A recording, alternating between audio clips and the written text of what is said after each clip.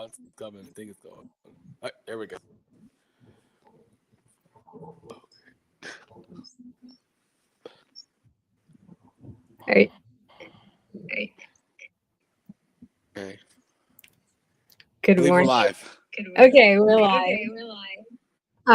Good That was morning. quite funny right now. Oh no, I'm echoing. Oh, Do you hear that? did you cut your thing? Let me see. What should I do? Are you still Okay, this echoing? is the dynamic duo. We're having quite the dynamic.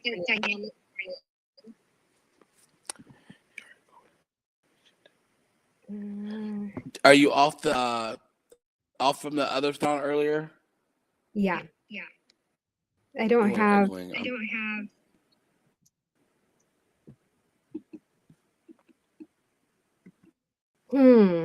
Let's see. Okay, am I still echoing? No. Can you hear me? Yeah. Okay, so I'm not echoing anymore. Okay. Hi. I'm gonna introduce myself. Okay, I'm echoing a little bit, but I'll just continue. I'm Annie Ladino, and I am a Leo and a Taurus rising and a Scorpio moon. And your turn, Chase. All right, so good. I think we're good. We should just keep going. Let's keep going. All right, and my name is Chase. I'm an Aquarius. My rising is Imagine. My moon is a Scorpio. Yeah. Okay. So I guess we could talk a little bit into. I guess I can introduce myself and say how I came into astrology. I actually had a reading during my Saturn, and the astrologer. I didn't know she was an astrologer, and I didn't really believe in psychics at the time. And she predicted a bunch of things. I just took it with a grain of salt. 6 months later, I called her back and I said, "How did you do that?" And she said, "Well, it's in your chart." And I was like, "What's a chart? This is crazy." And me being a Taurus rising, I needed to see it from a very like practical point of view. Another thing that happened during the reading was that I never really related to being a Leo. I felt like I was rather shy. So she described my Taurus rising and my Scorpio moon, and I was like, I felt so identified then. I was working at Elle magazine at the time as a fashion editor, and Susan Miller was the astrologer, and she had like a conference for the year ahead. And I remember going to it and thinking, I'll be there for a couple hours. And I ended up like there all day, sitting in the front. Like I was blown away by everything she spoke about. And at the end of the day, she introduced her assistant. And or not her assistant, her apprentice. Her apprentice was giving classes. So I signed up right away. I studied with Rebecca Gordon. And then I moved to LA and I studied at the Astrology School of Los Angeles and at Carol Ryder as well. And there I met my my wonderful mentor, Brian Avis. And that's my journey with astrology, about 13, maybe almost 14 years. I'm aging myself right now. And I also study women's somatic shadow and psychedelic integration and a lot of indigenous studies. I immerse myself in the jungle and the Amazon with a lot of plant medicines and psychedelics as well, and do deep spiritual work. Yeah, and that's essentially my spiritual journey.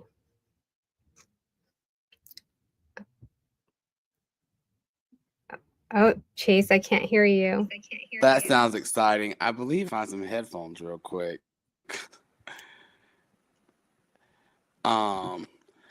But we can go ahead. So yeah, that's nice. My name is Chase.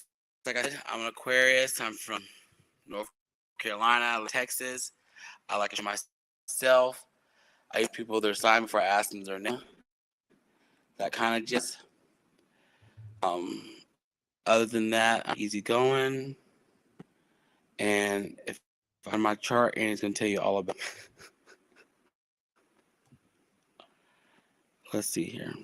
Well, we've been talking also for a few days now, and you identify with your chart that what we've been I believe talking. I do. I mean, go ahead. No, I was just asking if you identify with the things that I've been mentioning about your chart. Yeah, I believe I definitely. Oddly enough, like my chart, I'm pretty direct. I'm pretty passionate about everything I do. See it on my face and hear it. Doesn't matter how it's coming. It's coming. But let me just find this chart to add our little thing real quick, like. Mm, work off of this, Annie. No, I think the one I texted you this morning. Don't have that one. The other one I have is the one of you and yours. We can start with yours Okay. if you want. Okay. How Well, about? I know the chart. I can speak to my chart a little bit, and I know it like the back of my hand. Um, Something funny was that during this process, I had actually never really read a report about me. So that was pretty interesting, and I guess there's aspects of myself that we don't see personally ourselves, and I think that's why the chart is so good because it helps us get our, you know, get to know ourselves better. Um, I I am a Taurus rising, but I have Chiron on my ascendant.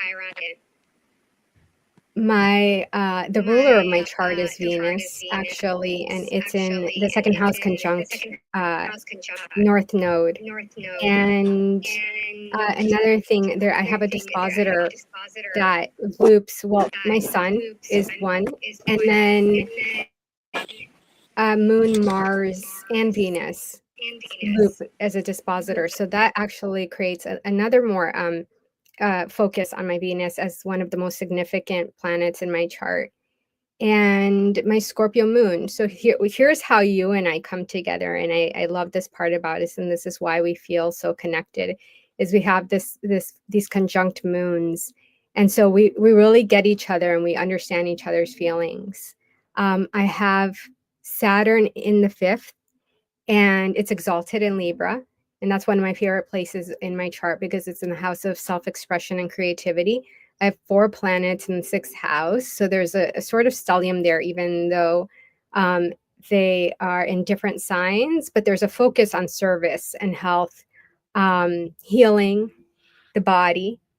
And Uranus in my 7th. So another aspect about me is that I have a lot of eccentric and very different friends, but I'm also a pretty independent person. And and it's in Sagittarius, so I have a gravitation towards like foreign and different cultures and people.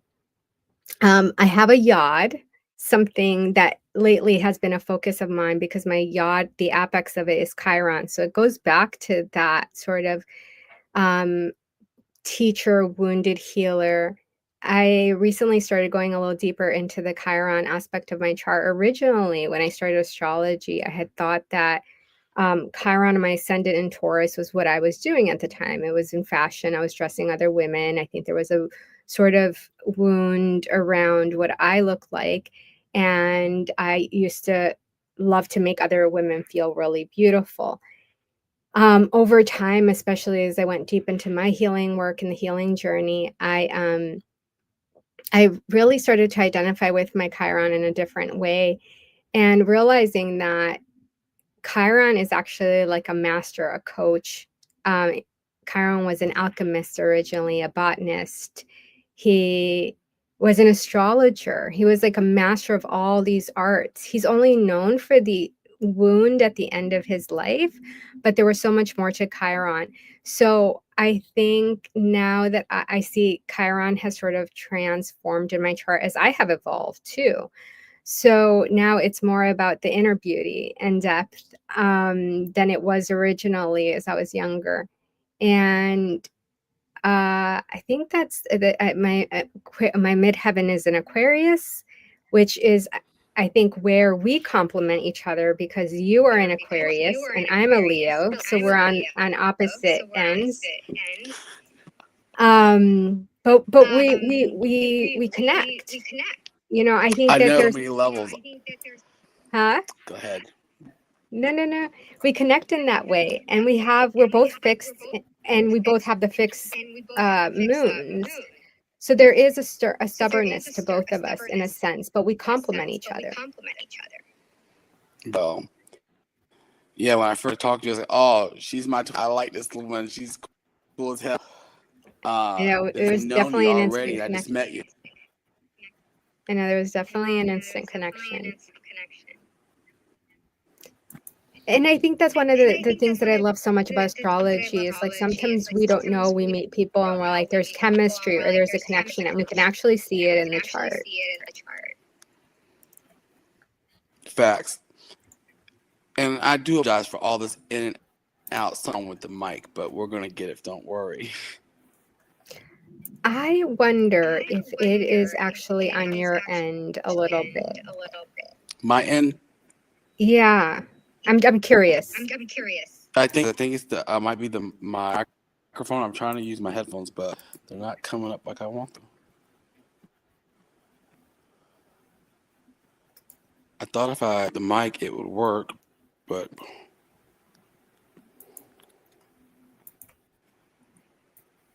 Well, how about while you're figuring that out, you tell, I mean, I'm gonna wait till we figure out this echoing, but like, um, how did you start getting interested in astrology and you know, what? question. Uh, One day I just I don't know, started reading my horse. Like, oh, this is interesting.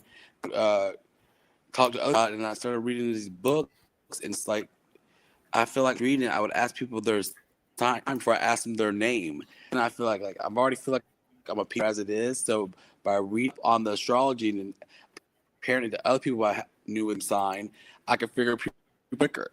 So it made me want to read it more. So I start reading more. So it's like I could never get it. So usually when I meet someone, I'm like, "Your sign," and that's the first thing before their name. I'll program with the other people I know to see if they're similar. Their notes in my head, books, and from other people I know. That's what got me in. Personally, I find a interesting. I'll have my other friends read books that I've read. I say, "Well, read and tell me, do you relate to this?" And 80% say, "Yeah, this is how I feel." And the others say they don't. But yeah, that's how it is. Oh, that was good going. My first astrology teacher said when I think I started studying astrology before Uranus had gone into Taurus, and she kept saying, astrology is going to get very popular. Like everyone's going to know about it. And at the time, there was like six of us, you know, meeting at a, I don't know, yoga studio, and not many people were that interested. And now I don't think you meet anyone that doesn't know they're big three and knows quite a bit about it. Sometimes I'm really fascinated to meet people and they like know a lot. Hello? Can you hear me, Annie? I can hear you. All right, I think I fixed the problem. Okay. Yeah, I don't hear myself echoing anymore. Oh, no, I do. I phone off. I'm so sorry. All right. Well, again, the dynamic duo. Here we are. Yeah. Were you able to pull up your chart? Moment.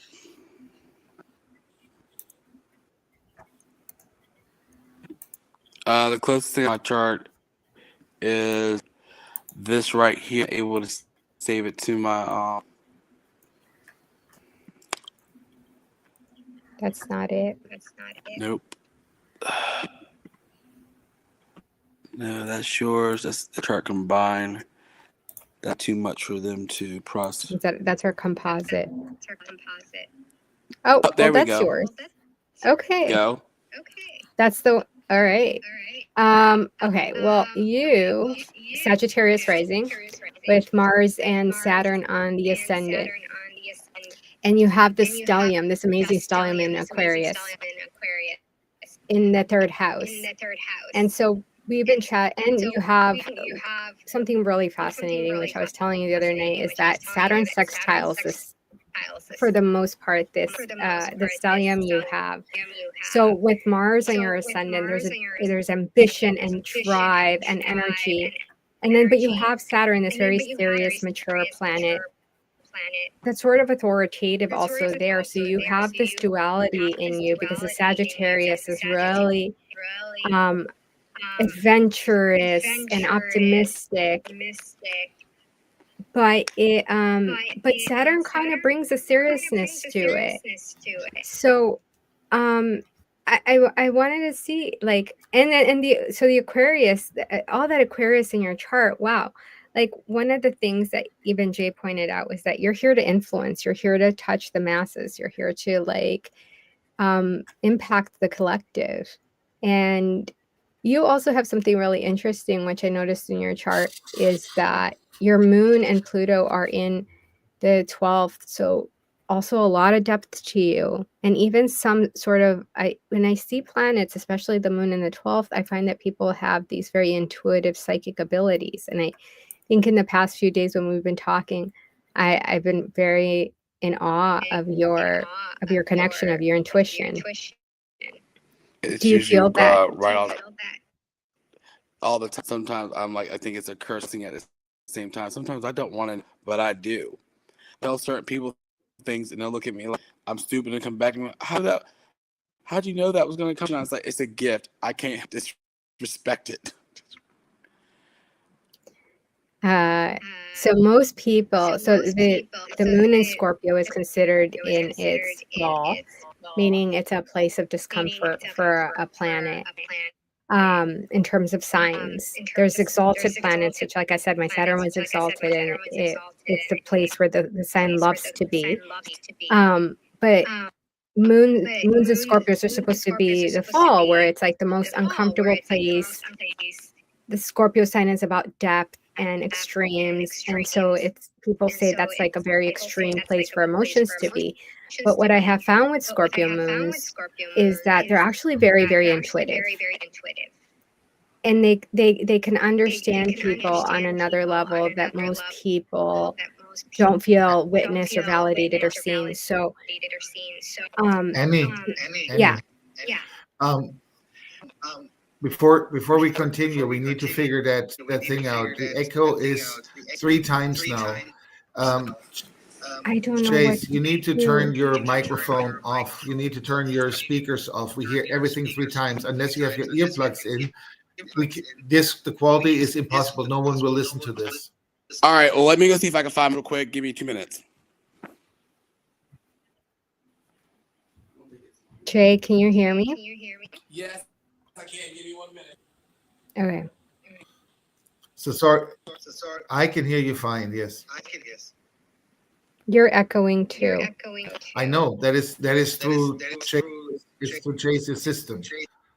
Oh, okay. I know.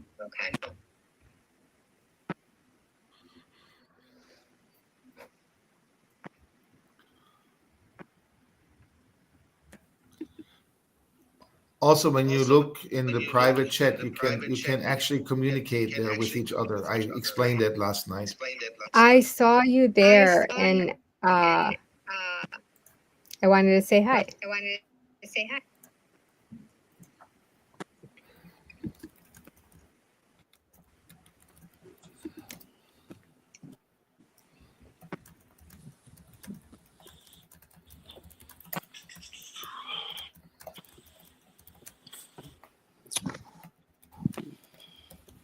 Oh, here they are. Minute, please. Sorry about that. Hopefully this Works. No echo.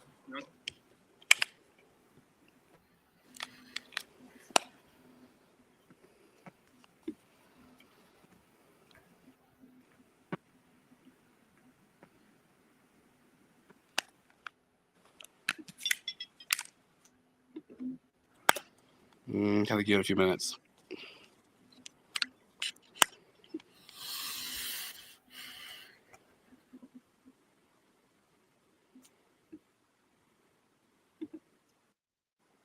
We need like 2 minutes and we can continue. I'm sorry.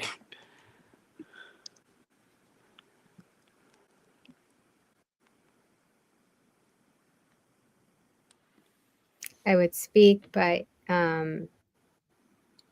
oh, it doesn't seem. Let's see if this works.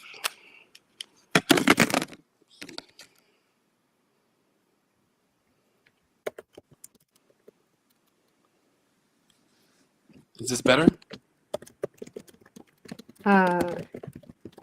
Let me see. I'm speaking now. I think so. Oh yeah. There's no Okay, more there we echo, go. right? I don't hear it. Do you hear it? I don't hear the echo anymore. Okay, Oh. my apologies. There we go. Okay.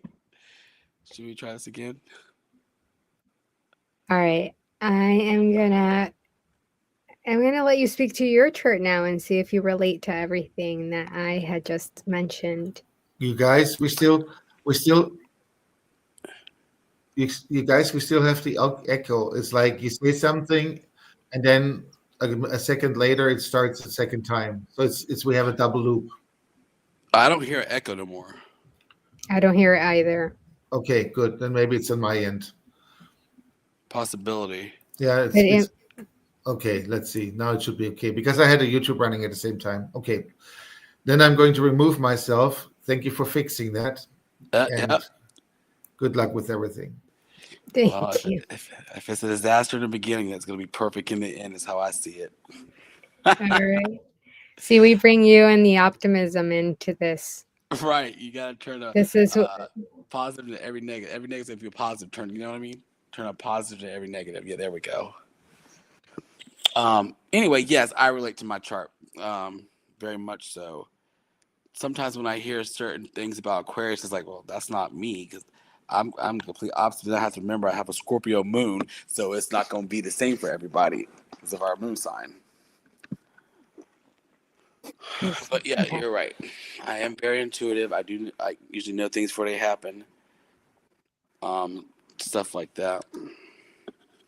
So I'm going to speak to your chart one more time because of the echo. So Yep. we'll start off again a little bit with, and I'll just reiterate again, your Sagittarius rising. Yeah. And you have Mars and Saturn on your ascendant, and you have a stellium in the third house. And I remember us talking about the stellium earlier this week. So it's a group of planets and a sign. So there's a focus and a concentration, and also they work as a team. And you have your moon in Scorpio, conjunct Pluto, is it? Yeah, it's conjunct Pluto, loose conjunction in the 12th house. We were talking about what I noticed was that Mars on your ascendant is very important. There's drive, there's energy, there's ambition, and there's it's all fuels the optimism and that Sagittarius energy in you. But the Saturn, it brings a seriousness and a maturity. Like maybe people see a more authoritarian part of you. It's sextiles, which I thought was really interesting. That Sun in the third house, and by default, it will activate the rest of the stellium. So Saturn is actually a really rewarding planet. I think it's a gift in our chart. And with that sextile, which is like a very harmonious aspect and energy that it brings to your stellium, it brings structure to it. It brings it makes it concrete. And then you have your moon in the 12th house in Pluto conjunct there. Interestingly, Pluto rules Scorpio, and so there's an additional depth there, an amplification there to that already scorpionic moon. I was talking Double about a whammy. little bit before about the moon being in its fall in Scorpio. That's something it's considered in its fall. We have exalted planets. My exalted I have an exalted Saturn in Libra. They like to be there. It's their favorite place to be. But fall, it's in a place of discomfort for the planets. I believe Jay and Latricia talked about this yesterday, and I thought it was rather interesting the way Latricia described it. But I also find, and like you said, nothing good is good and nothing bad is bad. And similarly Right. with the planets and with the signs, everything has its shadow and its light. It's like the same coin, two sides. There's a lot of really wonderful qualities to every sign. And I think a Scorpio moon takes on, and we both relate here because I have the Scorpio moon, it takes on a lot of depth and intuition and psychic abilities. Sometimes when I see people with Scorpio moons, I'm like, I know that person is deeply connected in some way. Right. And especially, or when I see planets in the 12th house, I always ask people, I'm like, so what's the psychic ability? And they're like, oh, okay. And they explain it to me. I was like, yeah, I see it in the chart. Um, so yeah, you also interestingly, you have Chiron on your descendant, and I have it on my ascendant. You have it on your descendant. We're gonna get to our synastry and our composite, though that is a topic that it will be covered tomorrow. So I didn't want to go too much depths, but today's our introduction and how we relate and how we connect. And Right. I was thinking that it's in Gemini, it's on the descendant, it's on an angle. When planets are on angles, they're extra important. There's a focus there. And where my Chiron is very like on my identity, it's at the beginning of my chart. Yours is on the other, it's on the relational side. Your mastery in this, and I see Chiron a lot as purpose. So there's a mastery and purpose to you where you're learning to communicate and relate to others in some way, and also will be being at service to others through this Chiron on the descendant. So I wanted to see how much you relate to this, and I see that your midheaven is in Virgo as What well. is what would the midheaven mean? The midheaven is a focal point at the top of our chart. Technically, we would talk about it as career, but it's also our reputation and our standing in society, because not everyone has a career. It's our place in society. So Virgos, remember, I think I told you earlier, I'm the type of person, I'm like, I love all the signs that everyone's a little bit hesitant with. I'm like, no, no, no. Bring on a Gemini. They're so smart and funny. Like, bring on a Virgo. They're meticulous and they're so reliable. Like, I can call Virgo for anything all the time. They're also very much into the work I'm into with like my planets in the sixth house. With so many planets in the sixth house, I relate a lot to like sort of the Virgo themes, which would be like the grounded, earthy, about the body, things like a service. I gravitate towards Virgos for that reason. So your midheaven being in Virgo also there would be a connection there too There's for us. definitely a connection. So yeah, so anything that I said, does that stand out to you? 100%. All of it does. It really just describes me to a T, honestly. What was there anything from astrology since you've been learning about it that has reinforced something you already know or surprised you about yourself? Because I think I wanted to again talk to that, why it's so important to know our natal chart, because our purpose, or at least my understanding and in all the exploration I do, is to really like know thyself, like to and fully express ourselves, our authenticity. And I went down this whole healing journey and I was like, okay, how do you heal? How do you heal? And ultimately, at the end of the day, like when you remove all the fluff, it's really just to being back to our authentic selves, because through life, shadow, society, we've created all these masks, and we've started to perform for others and not for ourselves truly. So one of the gifts from the chart is that it actually exposes those parts of ourselves that are waiting to be seen and witnessed Right. and to come through. So basically, what you're saying is, as long as you be yourself, authentic and original, you're not gonna have all these problems because you not have all these masks up, so you don't have to worry about nothing.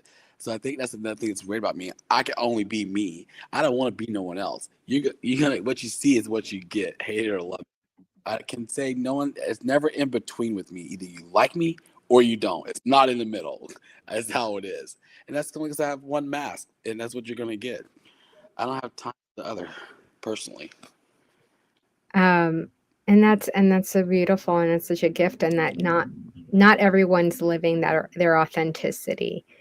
And I think astrology is really helpful for that, to like help people unearth that and uncover that, and not and take the mask off.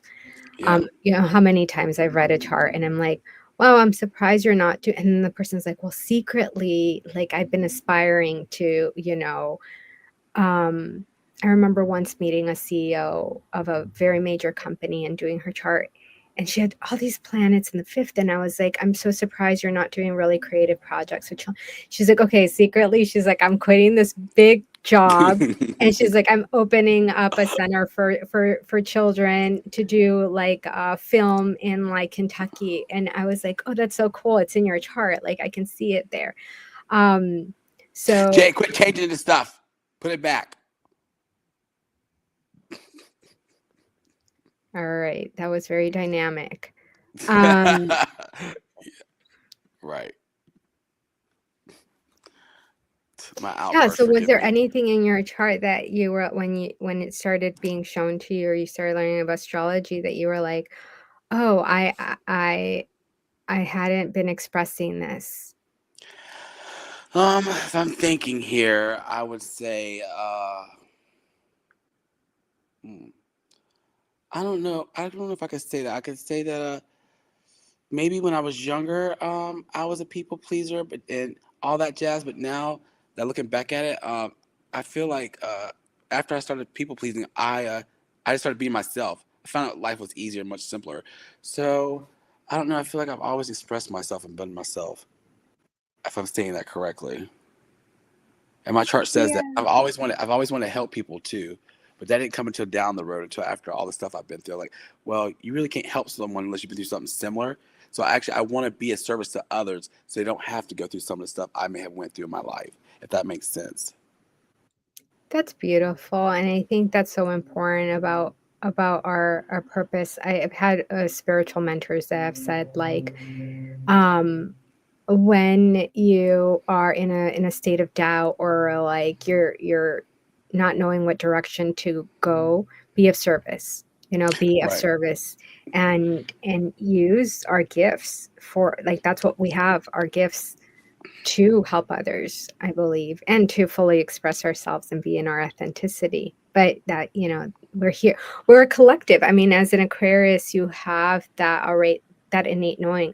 Me as a Leo, it's about like the self, and um Not all the time, the though. self-love, but the Aquarius is about the collective love, Right. and so um I think that's really beautiful, and that's why you should really be tapping into your chart and like reaching the masses in a way, Yeah. influencing, impacting. Will be the change you want to see. Also, Yeah, that is actually absolutely true. that's how I feel about it. If we're We just helping we ourselves, who are we really helping? I mean, you have to help yourself before you help. You have to help yourself before you help anyone else. At the end of the day, when you're helping others, you are helping yourself. Yeah, I think that there's a sweet spot where we move on, and I learned about this while I was going through my own personal healing journey and transformation, and it came in during my Pluto square. Um, but there's a point where you have to like leave, not necessarily leave. We'll always be working on ourselves. We should always be self-developing. Um, and our progress chart shows that our evolution and how we are moving through life. But there gets to a point where we need to move into more of the, not so much I, and more of the we, the Yeah, collective, right? How because we're not, we don't operate in singularity. We're one, technically. yeah. two become one. When we all together, we Mhm. unify, and that's when we're the strongest. Yeah.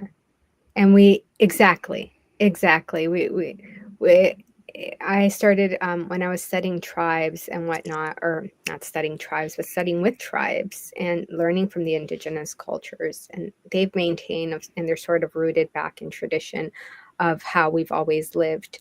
And one of the things I started to explore and learn was about how they live in community, and they live in a sort of I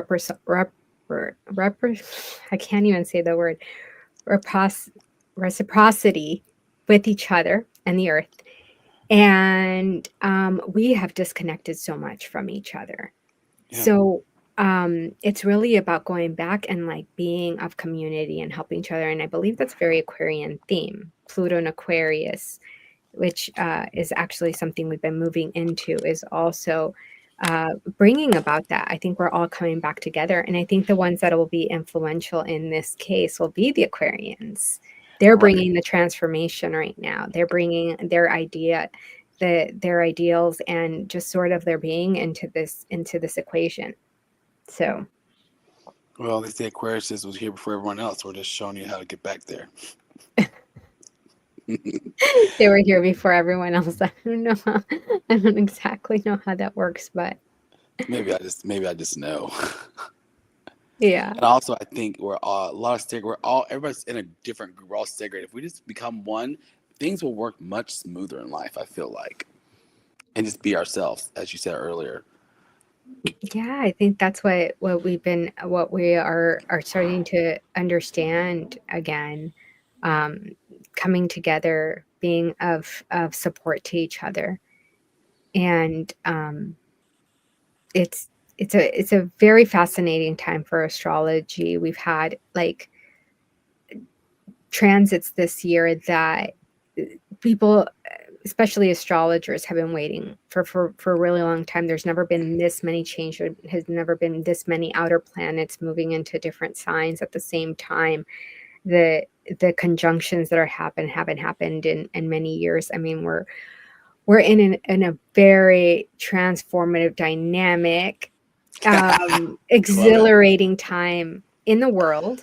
And like, you know, as I said, nothing good is good or nothing bad is bad. We it all has its duality. So we're seeing both shadow and light, and a huge transformation in society that um happening before our eyes, that we're all like just in awe. I mean, we're about to see huge changes, especially on the technology front, and that's something that Aquarius rules too. And uh, Uranus has gone into Gemini, so we're about to see AI and technology. Like, I think the way I've been telling people, I mean, we have a small capacity for understanding what we're about to see. And that's something that this platform also we en- to emphasize it, to support it, to grow it, like, or to enhance it, is we're using AI for astrology. And we had a discussion amongst the astrologers about it. And I think it's something we just have to, we're moving towards the future. We cannot break. We could still use tradition and our ancestral knowledge and things like that, but we're also moving into a different time. Yeah, because we don't want it to depend on just AI either, No, because that could get dangerous.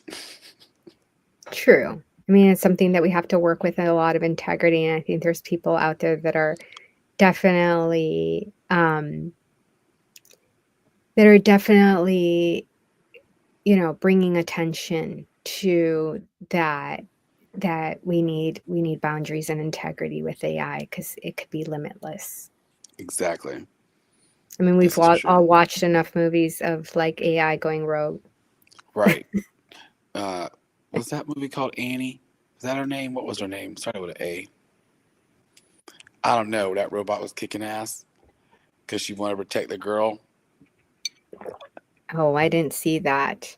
There's a part two. I can't remember the name right now, but maybe next time it'll come to me. The AI movie that has always stood out to me the most and I think about it often, or I thought about it a lot, was Her. I think it was the voice of Scarlett Johansson and Joaquin Phoenix, I believe. And he started talking to his AI, and he falls in love with her and gets in a relationship with her, but then it turns out everybody else was doing the same thing. Well, that's just craziness right I kn- there. I feel like we're about to enter into that. Well, they And already got live robots you could buy and stuff. Looks like real people and stuff. I saw this on a YouTube or something like that. So if that starts happening, watch out, people. It's gonna be scary. I think in different parts of the world they're already using robots. Yeah, they I look just like saw real people. I think the New York Times put out an article yesterday that said that Amazon was going to replace about 500,000 people with robots. That's craziness. Where That does that is leave people craziness.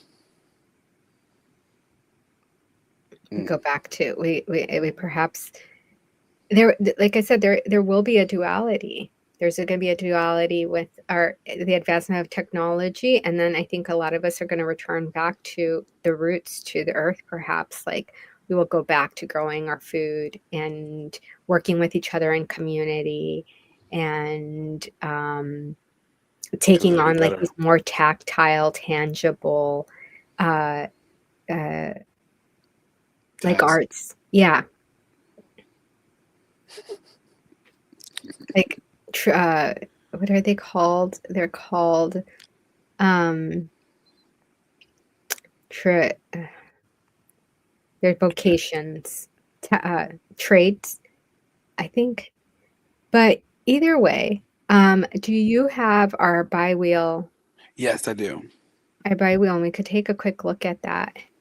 Is that Oh, that's our composite. Oh, all right. What's the buy wheel?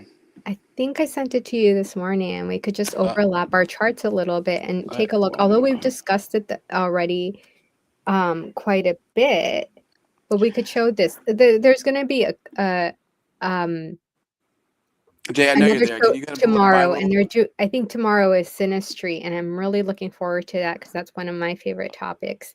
I think it's the one I get asked about the most, especially in all these years of all my friends dating and looking to partner, and I would get constant messages about, like, can you look at our charts, can you see if this is going to work out? And I always tell people, though, you can have the most amazing synastry, or you can have no connection there and it'll still work out. Or but we could see how relationships will work out. Hold on. Bear with me. You know, I always actually ask Jay all the time if I was dating someone. I said, "Can you put our chart together and tell me what's going on, please?" What would Jay tell you? He would tell me, and then 9 out of 10 it work out. But there's sometimes I have put my chart with someone, and it says it's the most perfect thing. We are the best match ever. Blah blah blah blah.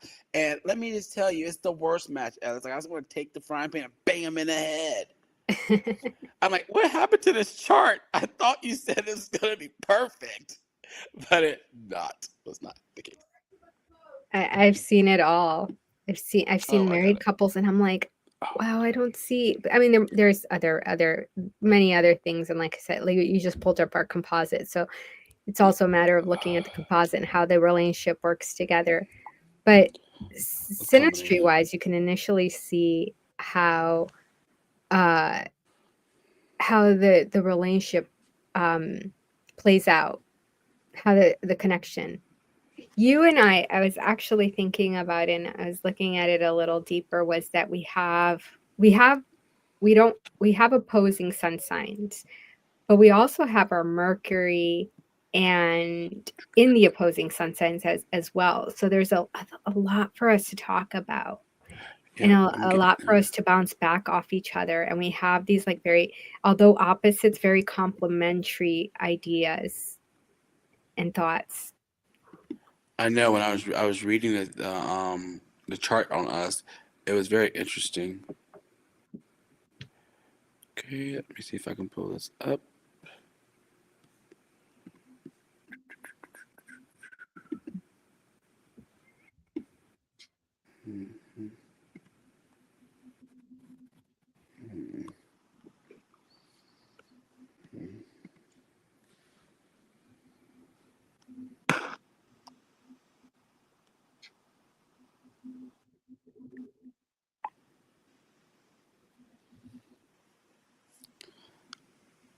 Oh my gosh, I'm just looking at something on the chart, and your Venus is right on my midheaven.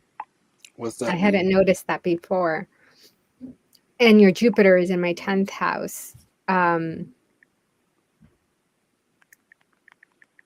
Just a very beautiful aspect between us. I just feel so We connected to do you. have a Mars Uranus conjunction at exact. I wonder how that's going to work out. It's very explosive. Meaning, It's fire. wait, I did I do that right? Oh wait, Um, go ahead and just start talking about it while I'm doing my part. I there was some. We have already talked about our opposing suns, our conjunct moons, as being fixed.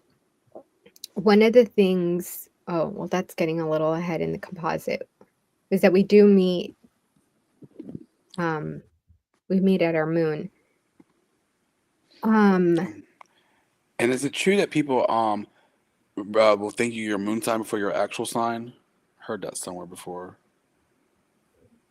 Well, I think people will more think that you are your rising before your moon, because the moon, the rising is essentially what people first view or see. It's our physical body. It's how we're perceived too. So I think people initially think we're a rising, but the moon can also, like, I felt like my moon took over at some points. Like my especially with having a Scorpio moon, it would sometimes, like, it was plutonic. It was the most powerful part about me. So that also has had its own, I don't want to call it its own identity, but it definitely took a forefront, it came out. Um, the Leo in me is rather interesting because I have sort of, once I did study astrology, I was like, oh, I'm 100% a Leo. I look like a lion, you know. But that would be A rising. beautiful line at that. Oh, you're so sweet. Um, but there were some things that I was like, wait, that's not me. But it was because the Taurus rising had really initially was what was being shown to the world Well, and like I said expressing last time, itself. sometimes when I'm reading stuff on Aquarius, I'm like, no, I'm not that mean and cruel. I am nice. This is not me. But sometimes it What could do be. you read about Aquarius that you Well, don't it's relate that to? we're aloof. We're you know, well, this I can't be aloof. Maybe I'm a kind of walking contradiction. I don't know. But sometimes I don't feel like I'm like mean to people just for no reason, all that jazz. I'm very direct, but I like to think I treat people how I want to be treated. I've never heard of an Aquarius being called mean. Maybe Uh, indifferent. I'll take that. I've heard other choice words, but we can't think we can say those What live. are the other choice words you've heard? I don't think we can say those live. They're not very nice. But I like to think we're just very honest people, and just I like to make the truth funny personally. I think you could say it live. No, Jay's gonna kick my. I think Uh, I think well, all right. Well, I think there's something to the talk show where we really want to express authenticity. But obviously, I don't know if these things get censored online once they're up. But either way, well, I was just always Aquarius are bitches. They're this, they're that. Like, okay, well, I could be one, but I'm not. You're mad because of what I said, or you're mad because I'm telling the truth. And then I did. I'm making the truth funny. I mean, I can make you laugh for telling the truth. But they get maybe on it's their an feelings. aspect of yourself you're repressing. Probably. I'm projecting, huh? Oh, there we go. Thank you. All right. Um, actually is super tiny, but Uh, I can we I crop that and make it bigger? no, Person it's on the okay. other You know, side. I'm gonna look at it on my computer so that you don't have to make it any bigger. But I wonder if people can see it, how we overlap a chart, and we put them next to each other, and then that's how we're able to see all the connections that are happening between two people. Um, I think another, like I said, there is going to be a full class on it, but here just for you and I to look and see together.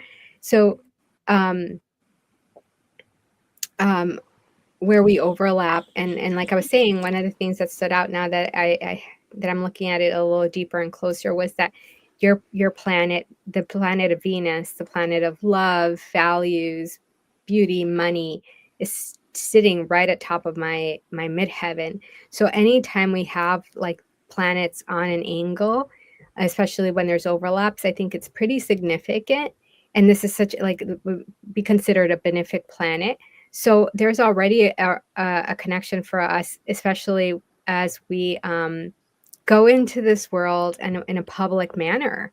We the our overlap here shows that we actually have a really great connection for us to do something like Amazing. this. Yeah, Yeah, like exactly. this talk We show. we both want to And help people any way we can. and your Jupiter in my 10th house brings expansion to that career point that I was talking about, that place in society. So we're here amplifying each other. I mean, you're really amplifying and bringing this abundance into my life here. No, it's both of us. Yeah. I talk to you. It's So like the sun shining on me right now. and we you know that the conjunct moons really bring this like likeness to us where we really get each other emotionally. Yeah, that could be the Scorpio too. Um It is. And, you know, I was also noticing in both our charts that you and I both have sun square. You're, as an Aquarius, you're, so you square your Scorpio moon. And I, as a Leo, square my Scorpio moon too. It's interesting the way that What does the square it mean? does. So the square is like friction, an energy of friction. But so there's actually a tug and pull between our outer self, our identity, and our emotions, or our moon. So that's another way when we look at synastry, is also seeing those types of connection. If two people have like similar aspects in their chart, they're also going to relate in that way.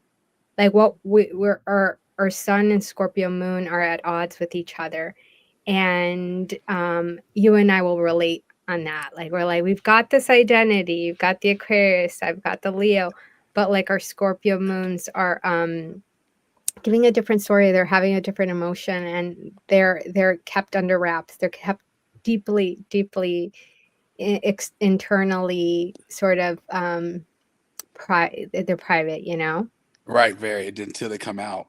until Until they come out. um and like I you know I mentioned um you have a sun Mercury conjunction in Aquarius, and mine is a sun Mercury conjunction in Leo. So again, the complementary sort of like intellect and communication we're going to have, like you and I could get on and talk a lot and like bring different ideas. And I think that's one of the things that I've noticed in the past few days of getting to know you. um, we have definitely, like, you've brought in a different perspective. Sometimes I don't see things, and I feel so grateful for you, because you'll be like, oh, well, why don't we look at it like that? And I also did the same as well the other day for Yeah, you. you I did. was It's like, like hey, let's look at it in this way. And then we came together and we're like, yeah, that's a good right. way to put it, right? It was So perfect. um I see a beautiful working relationship. I do see this Mars Uranus conjunction, which that's going to be very energizing, to say Okay. the least. Okay. Um I'm excited. I'm gonna go on that. yeah. Uh we can dive deeper into that in another point. Um, but overall, I think we have a really great chart together, and I'm excited to see everything we're going to do.